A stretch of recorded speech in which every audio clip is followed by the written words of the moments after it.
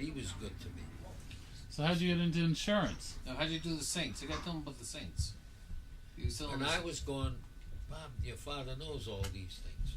I don't When though. I was going to school,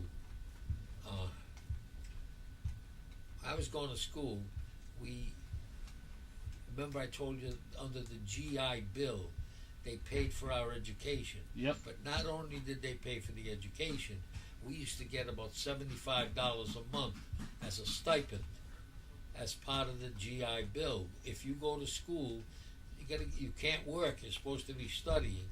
So instead of the 5220 club, they used to pay us a check for $75, so we'd have money to live with. So that was part of the GI Bill. But $75, I used to turn into my parents. There's nobody there. I used to turn into my parents when I was growing up, in the era when I was growing up. Remember I told you we came out of the Great Depression. We were part of the greatest generation, and it was. You went to work, you contributed to the family. When I worked at the Atlantic Mill, I used to give my mother my paycheck in the house, and they'd give me spending money. They gave me spending money, but I turned in my pay. I went into the Army, I came back out of the Army, and I went to work for McWilliams. Yeah, and I turned the money into my parents as part of the family income, and they'd give me spending money. I'm not kidding you. This is the way it was. I wasn't the only one doing it. That was the attitude. The attitude was if you were part of the family, and that was it. I actually wound up paying for the house on Chalkstone Avenue. My paychecks from the Atlantic Mill, and when I worked at the machine shop, I turned those paychecks over to my mother and father, and they had a mortgage on the house, and they would pay off the mortgage, and it was my checks that were paying it off. So how about the Saints? So I was turning in my paycheck, and they were giving me spending money. Spending money wasn't enough, right? So I says, Ma, I gotta have more money than this. She says, oh, no, what are you doing? You're gonna get in trouble. Yeah? All right, I says, okay, so I'm still turning the check. So I found the deal. And your grandfather's sending check. My grandfather's sending checks back to Italy. Yeah. He's still sending the checks to Italy. Yeah. So Bobby, he laughs. He laughs. It's true. This is the way we lived. So Bobby, so what I did is I had a car, and I saw an ad in the paper. They wanted a guy where I could meet this man as a salesman, but I must have an automobile, and car allowance, and so I said, let me go talk to him. I went and talked to him. He was a Jew, and what they did is in those days, some of these Jewish merchants, they had a deal. They sold merchandise, and they used to sell it door to door. And what they would do is they'd go door to door, and you need a sweater? We got sweaters. What kind of sweater do you want? Yeah, that's okay. The sweater's $8. But what you do is you give me $1, and then we collect 50 cents a week. Every week he'd come by and collect on the book 50 cents. But they wanted that because what would happen is then they'd sell you something else, and they keep selling you. And they keep selling merchandise, and you keep paying them so much a week. And that's the way they hustled. I'm not kidding. But how did I get involved? Well, they needed door openers. They needed places to go. They just couldn't go down the street and do it. They'd go collect. And when they go collect, the guy would sell them other merchandise. So what they did is they had this guy who came from Boston, and he had a deal working for this guy Schundbrunn, who was a Jew, and he had a garage over near where Sears Roebuck was on North Main Street, and he made like a little office out of it. And this guy that I worked for that run the ad, he couldn't drive. He was Jewish, but he had eyeglasses that were as thick as the bottom of a Coke bottle. His vision was really bad. His vision was worse than my hearing. So he needed someone to drive and have a car so that we'd go to a neighborhood and we'd canvass the neighborhood selling saints.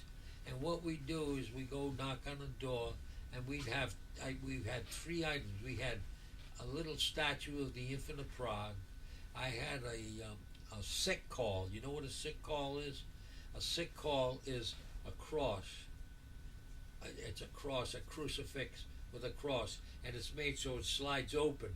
Then you take the front, you put it in the stand, and in there they got some holy water and something else. Oh yeah, I've seen those. So if someone's dying and the priest comes to the house to give him the last rites, you had this,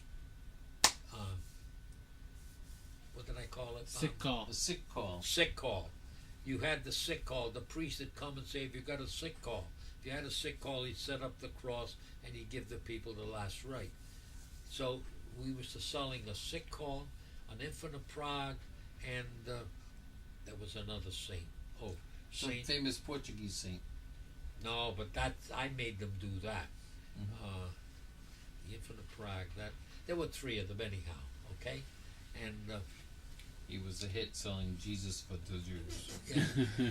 So what happened is he hired me, and what he was really hiring was my car. He was hiring my car, and he had 2 other guys. There were the 4 of us, so we drive to a neighborhood, and he was giving me gasoline money, plus he was paying me $35. And what I would do, and I started with him in the summer months, in the summer months when I wasn't going to school, right? And he was giving me $35, plus he would give me a commission on any saints that I sold. And I forget how much it was right now, but it was a good deal. I went out, we'd go into a neighborhood, we'd knock on doors and go up there and say, hey, listen, is this a Catholic family? And they say, yeah. Look, you got to look at this. I got a deal for you. And I'd show them the saint and the sick call and all that. And I said, look, if you don't have one of these, I can sell you this. All you have to do is sign the card, and you give me 50 cents. If you want one, it's 50 cents. You want 2 of the items, it's $1. It's 50 cents per item. So if you want all 3, you give me $1.50. You sign the card, and then you pay so much a week. I mean, I only got to give you 50 cents to get that sick call. That's right. And then next week, some guy will come by and you pay him 50 cents, and then he'll pay 50 cents. So they used to sign the card, give me 50 cents, and I'd give them the sick call, or I'd give them the Infant of Prague, and we had a little bullshit story that went with it. So I was hustling those things, but everything I got a commission. I'm not kidding you. So what happened is we did that most of the summer. Then when I went to school,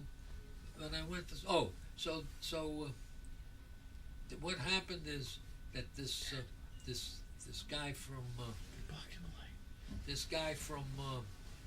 Boston, the guy that the poor vision, I don't know, he either got sick or something. He had to give up throwing the towel. So I met with him. He says, Bob, he says, go collect the last of my 50 cents. No, I don't go. What he used to do is sell these cards to the Jew Schomburg. He'd sell them to him because Schomburg wanted the cards so he could send his salesman out to collect the 50 cents and sell bed sheets, blankets, stuff like that. That's the way they did it.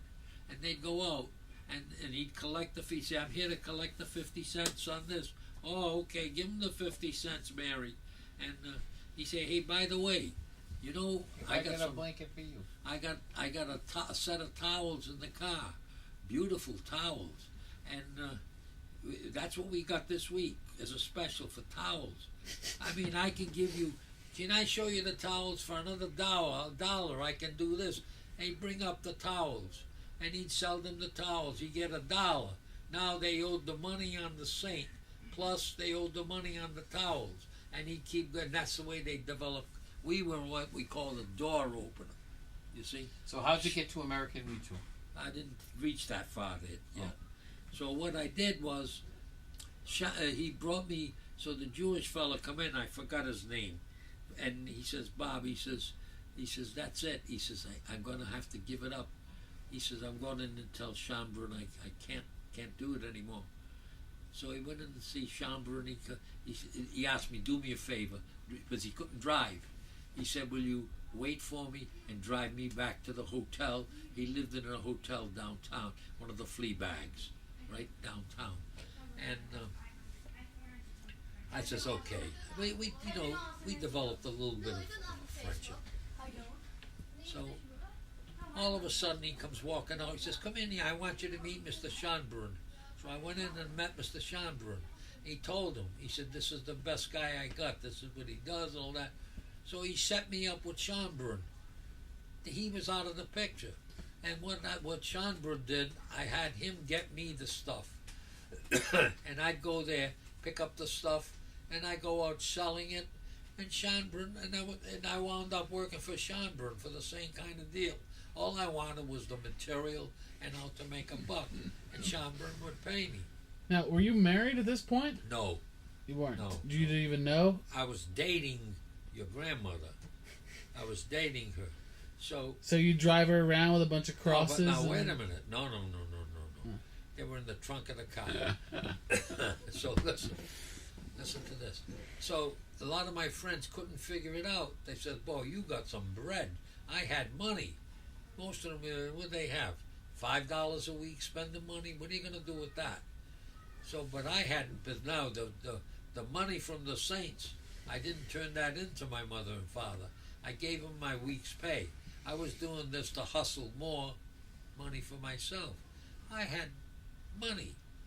So just for no $5 a week. So anyhow,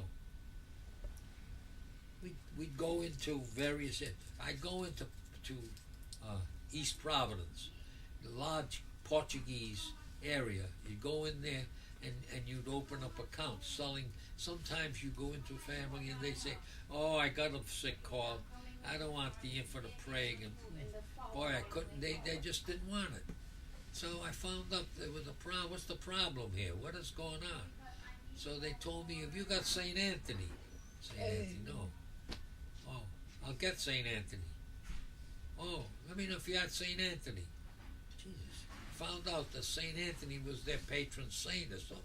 I went back, instead of selling, I went up to North Main Street and I got Schomburg.